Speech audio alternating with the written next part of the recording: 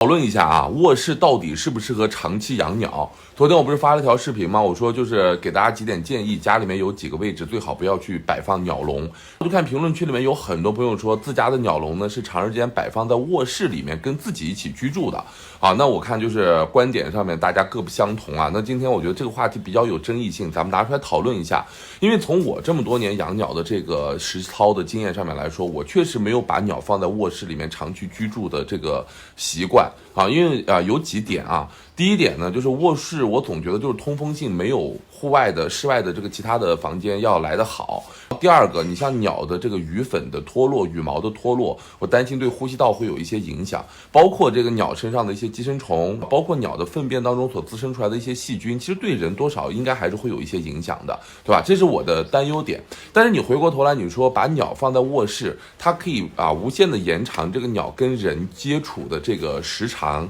让鸟更熟悉人的这个存在，可能亲密性会好一些。而且像冬天卧室相对来说温度要高一些，可能保温的效果会更好一些，各有优缺点。那么这个话题我把它抛出来，就是各位你们如果说有选择的情况之下，你们会把这个鸟长时间养在自己的卧室里面吗？那如果说你们现在就是把鸟养在卧室的，我相信大家肯定也一定考虑过刚才我所担心的这几点关于卫生、关于健康的这个问题，咱们又都是怎么样去处理的欢迎大家在评论区踊跃的来讨论一下这个，也给更多的鸟友多一个参考的意见谢谢各位啦。